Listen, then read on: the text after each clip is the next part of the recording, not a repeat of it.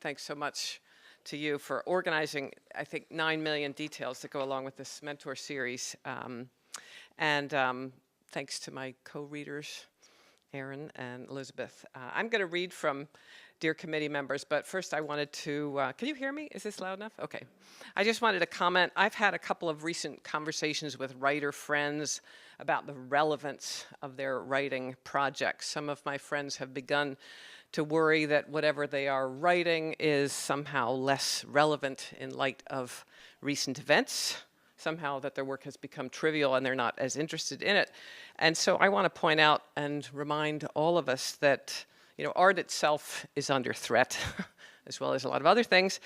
And we're talking about music and dance and painting and literature and community programs like the ones that the Loft puts on so wonderfully, some of which may directly comment on our historical moment and others of which may not. But whether the art you are working on or admiring directly or only tangentially confronts this strange moment in which we find ourselves, I just want to go on record. I believe in what we are doing here very deeply.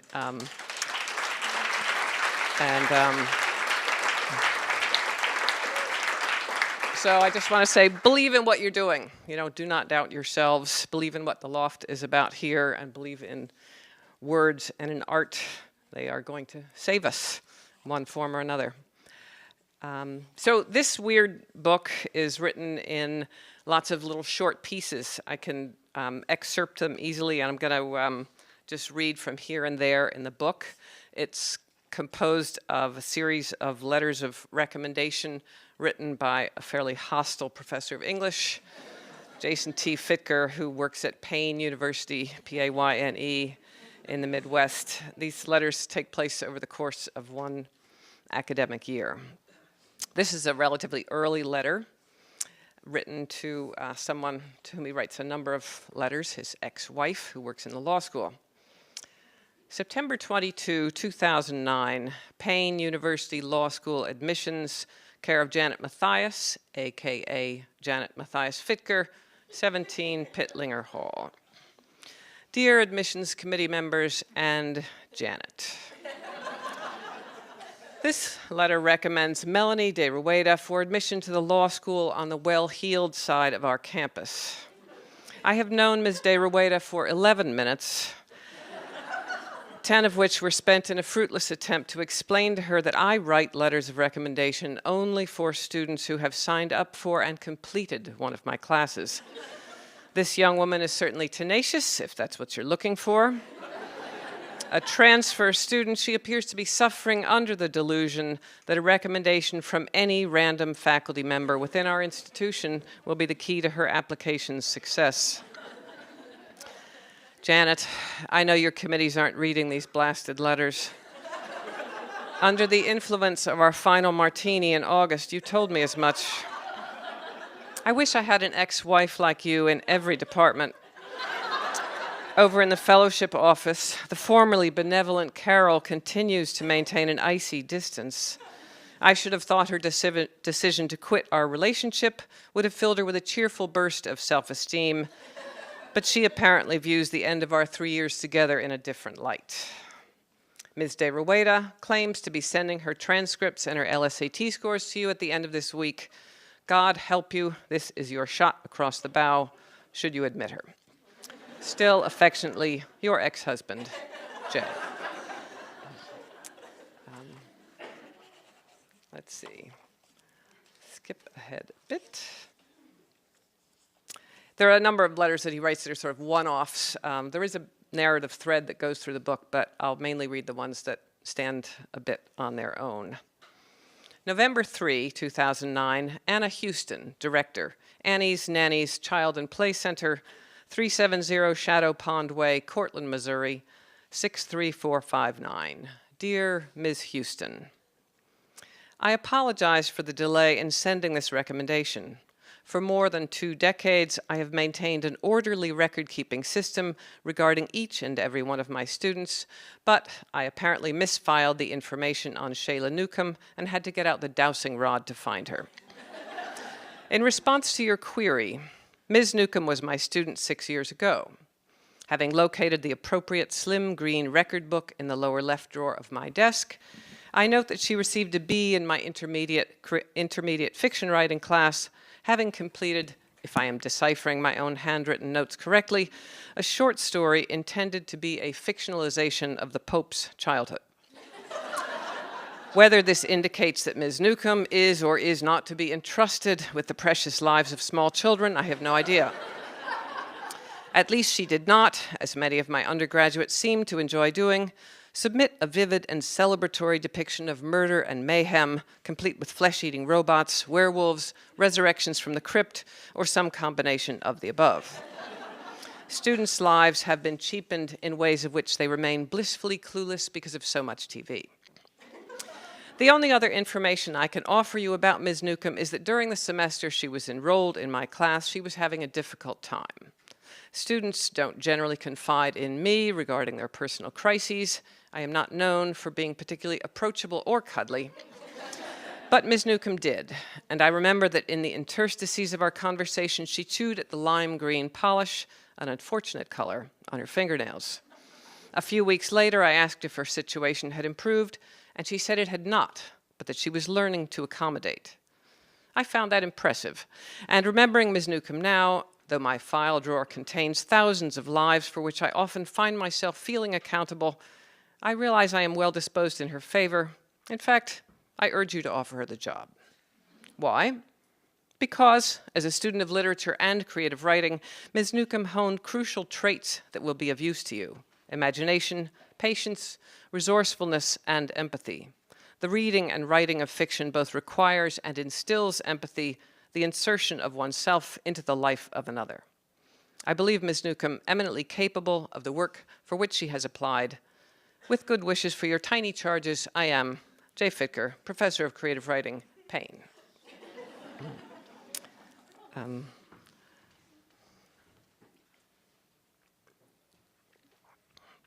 This letter is, I'll take a page out of Elizabeth's book, a little tricky to read, but I will try to read it. Also, it involves a computerized recommendation form, one of the banes of my existence. I do not feel great about technology in general. November 24, 2009. Confidential reference for Cynthia Goldberg. Please complete the following to the best of your knowledge. 1. How long and in what capacity have you known the applicant? Greetings, committee members. I have known Ms. Goldberg for almost 3 years. She was my student in 2 undergraduate classes, the 20th Century American Survey, which begins with 2. Give a brief description of the applicant's aptitude and/or past performance. Ms. Goldberg received a B+ in the chaotic welter of the survey, an introductory course designed by this university to function as part academic lecture, part flash mob, because of the unrestricted and steadily rising numbers of enrolled students, 10% of whom failed due to ennui or inebriation. The class did meet at 8 a.m., and subsequently faded back into the larger ooze of the campus.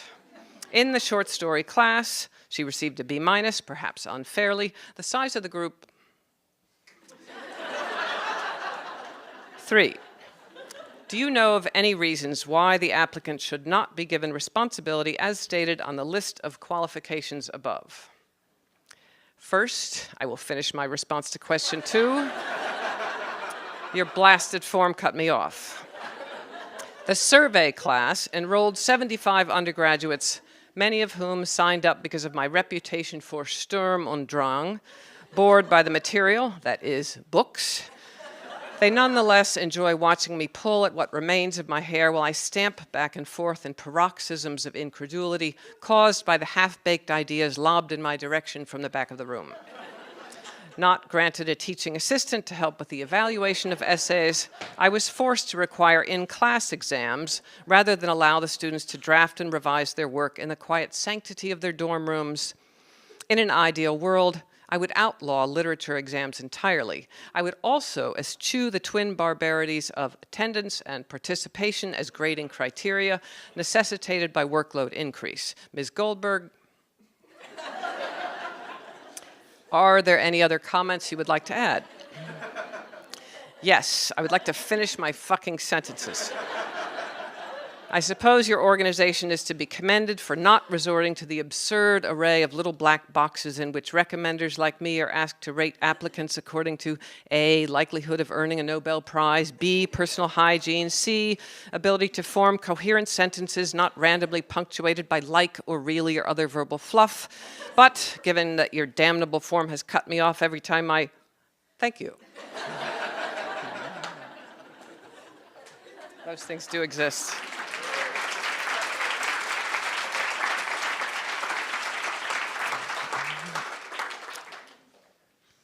Let's see. I'll read a few more. December 16, 2009, Internship Coordinator, State Senator Pierce Belniaro's office, the halls of power. Honorable Internship Coordinator, this letter's purpose is to recommend to you, in the capacity of unpaid labor, presumably licking envelopes and knocking on doors, one Melinda Heisman, a student in my multicultural American literature class. Melinda is an A student, a wide-eyed, earnest individual who will undoubtedly benefit from a few months spent among the self-serving pontificates in the senator's office. Melinda is intelligent, she is organized, well-spoken. Given her aptitude for research, unlike many undergraduates, she has moved beyond Wikipedia. I am sure she will soon learn that the senator, his leathern face permanently embossed with a gruesome rictus of feigned cheer, has consistently voted against funds for higher education and co-sponsored multiple narrow-minded proposals that will make it ever more difficult for her to repay the roughly $38,000 in debt that the average undergraduate of our institution inherits, along with a lovely tassel on the day of commencement. Melinda's final essay in my class, here it is on my desk among a cast of thousands, is a windy but assiduous reading of Jamaica Kincaid's At the Bottom of the River. The essay demonstrates strong writing skills and rigorous thinking. Allow Melinda the privilege of laboring in your office for nothing. She will probably continue to work nights as a barista in the coffee empire. And I am confident you will be making, though perhaps not in the ways you may have intended, a remarkable contribution to her education. With best wishes, I remain your devoted public servant, J. Fitker, Professor of the Lost Arts, Payne. Let's see. I'll read a couple more. February 2, 2010, Groundhog Day.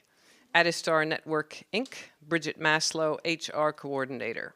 Dear Ms. Maslow, though I prefer to send letters of recommendation via the U.S. Postal Service, now considered by many to be as quaint as mutton chop whiskers and the butter churn, I hereby accede to your request for an email evaluation of Quentin Esch, who has applied for the position of Assistant Communications Coordinator at Addistar. Mr. Esch graduated this past December, a double major in English and phys ed. I can't comment on the phys ed portion of his undergraduate career. What do they study over there, dodgeball? Except to note that Mr. Esch appears to be physically fit and as tightly coiled as a spring.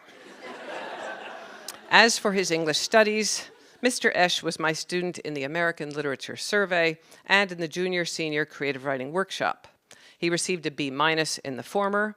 I believe he had appendicitis that semester, and an A- in the latter. His final project this past fall was a 20-page autobiographical essay about his father, who, one hopes, will not be permitted to read even a paragraph of the completed work. It is painful and problematic to conclude that another human being, a stranger to me, does not deserve to be loved, but that is the conclusion I drew about Mr. Esch's father.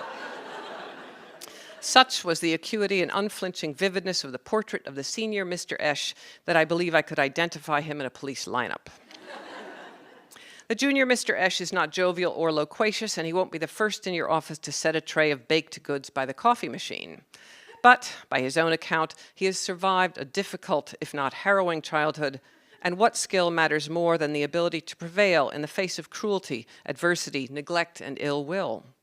Furthermore, Mr. Esch possesses powers of description that in ways he does not yet recognize or understand will be of great value to him and to others throughout his life. Given time, Esh will blossom, and you will be grateful to have hired him, but do not ask about his family. He has moved on. Speaking the truth to you despite its drawbacks, I am earnestly Jason Fitker, creative writing. P.S. Belatedly, it occurs to me that some members of your HR committee, a few skeptical souls, may be clutching a double strand of worry beads and wondering aloud about the practicality or usefulness of a degree in English rather than, say, computers. Be reassured. The literature student has learned to inquire, to question, to interpret, to critique, to compare, to research, to argue, to sift, to analyze, to shape, to express. His intellect can be put to broad use. The computer major, by contrast, is a technician, a plumber clutching a single, albeit shining, box of tools.